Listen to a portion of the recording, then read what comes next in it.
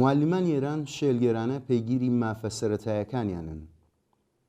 قۆناغی نۆی ناڕەزایەتی معلمانی ئێران کە لە سەرەتاکانی مانگی خەزەڵوەرەوە بەرەبەرە پێکات بوو، ڕۆژی پێنجشەمبە 20 خەزەڵوەر بە شێوەیەکی کەموێنە بەو پەڕی خۆی گەیشت.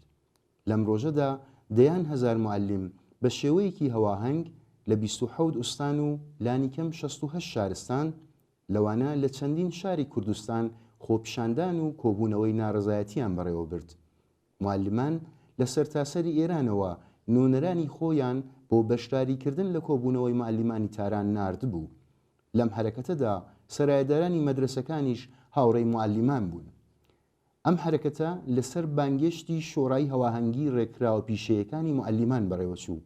ناڕەزایەتی و خواستی معلمان هەروەک هەمیشە لەلایەن ڕژیمەوە بەدەست بەسەرکردن و سەرکۆت وڵامی پێدراوە. بڕیارنامەی ئەم کۆبوونەوە سەرتاسەریە ڕۆژی ڕابردوو لەلایەن شۆڕای هەواهەنگی ڕێکراوەی ئەم حرەکەتە بڵاوکرایەوە. لەم بەیانیەدا کە لەسەر داخوازی عادڵانەی معلمان و ئەزمی پۆڵایینی ئەوان بۆ بەداچوونی مافە پێشێلکراوەکانیان تاکید کراوە هاتووە.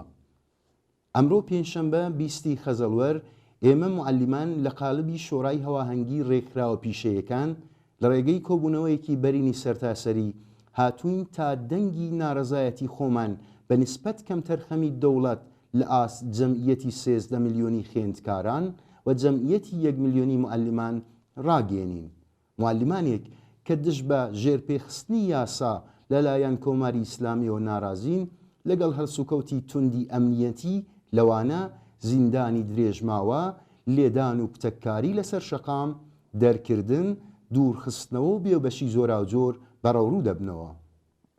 ئێمە بەشداربووانی ئەو کۆبوونەوەیە هشدار بە دەسەڵات دەدەین کە بێ غەرەزی شەخسی و جناحی بە بێ فریوکاری بۆ ڕێگری لە دارمانی پەروەردە و بارهێنانی وڵات بایەخ بە خاستی معلمان بدات و لە هەوڵی چارەسەرکردنی کێشەکانیاندا بێت.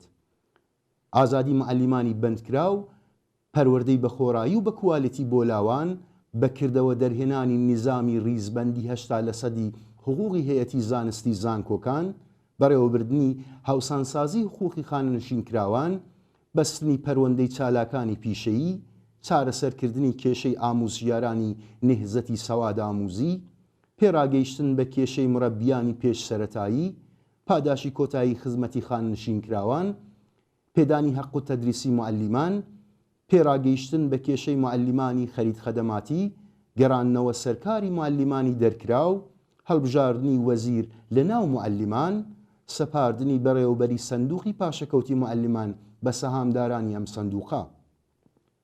لە کۆتایی بڕیارنامەکەدا تاکید کراوەکە با دەسەڵاتداران بزانن کە لە ئەگەری درێژەی بایەخنەدان بە خاستەکانیان لە چەند حوتوی داهاتوودا ئەم ناڕەزایەتیانە بە شێوەی زۆرازۆر بەردەوام درێژە پێدەدەن. لە ڕاستیدا بارودۆخی ژیان و کاری زۆربەی معلمان ڕۆژ بە ڕۆژ زیاتر تێکەڵ بە هەڵاواردن و دژوارتر و تاقەت پڕوکێنتر دەبێت. ئەمڕۆکە زۆربەی هەرە زۆری معلمان نە ئەمنیەتێکی پیشەییان هەیە و نە لانی کەمی حقوقیشان هەیە بۆ دابینکردنی بژێوی بنەماڵەکانیان. لەوەها بارودۆخێکدا بە ناچار و دەوری پیشەی دووەم و تەنانەت سێهەمیش دەکەون. معلمێک کە بە جەستە و دەرونی ماندووە دەڕواتەوە سەر کلاس ناتوانێت لە فێرکردنی خوێندکاراندا ڕۆڵێکی بەرچاو ببینێ. لە بەرامبەردا ئەو بارودۆخەی کە معلمەکەی تێکەوتووە ڕاستەوەخۆ لەسەر ڕوحیەی خوێندکار و توانای فێربوونی کاریگەری دادەنێت. تەنیا کاتێک مەدرسەکان بۆ خوێندکاران دەبنە شوێنێکی شاد و دڵخواز و ئامادەیان دەکات بۆ فێربوون کە معلمەکان نیگەرانی ئاستەنگەکانی ژیانیان نەمێنێت و بە شادی خۆشیەوە بسنە سەر کلاسەکان. هەڵبەت ئەوەش کاتێک دەکرێت کە معلم لە هەموو جۆرە کێشەیەکی بژێوی ڕزگاری بوو بێت و ئەو کات هەموو هەوڵ و خەمی فێربوون و فێرکردنی خوێندکار بێت. بەڵام کێشەی کاری معلمان لە ناوەندەکانی فێرکردن لێرەدا کۆتایی نایە. بەدەر لە کلاسی قەرەباڵغ و نائەمن و بێبەش لە ئیمکاناتی سەرەتایی فێرکردن و گەلێک کەم و کووری دیکە، معلمان ناچارن کە پەرەپێدەری نیزامێکی ئاموزشی بن کە لە ڕیشەوە پڕە لە خوراافە و کۆنەپەرستی. معلمانی ئێران محکومن بەوەی کە لە نزیکەوە شایەتی بەکردەوە دەرێنانی گەلێک گەڵاڵەی دژە فەرهەنگی و سوکایەتەکانی ڕژیم بن لە ناوەندەکانی فێرکردندا، لەوانە جاکردنەوەی خوێندکاران بە پێی ڕەگەز، ناردنی خوێندکاران بۆ دیتنی بەرەکانی شەڕی 8 ساڵەی نێوانی ئێران و عێراق لە ژێر ناوی کاروانی ڕاهیانی نور و هیتر. بێگومان وەها بارودۆخێکە کە جەستە و دەرونی معەلیمەکان ماندوو و پەرێشان دەکات.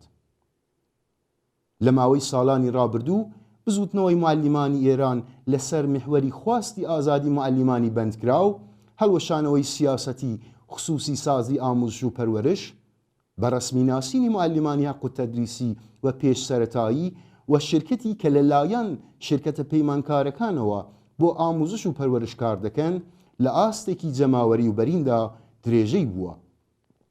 ئەم خەباتە سەرەڕای دەست بە سەرکردن و دەرکردن و خوڵقاندنی بربەستی پیشەی معەلیمانی نەترساندۆ و لە پەیگیرکردنی خواستەکانیان پاشگەزی نەکردوون.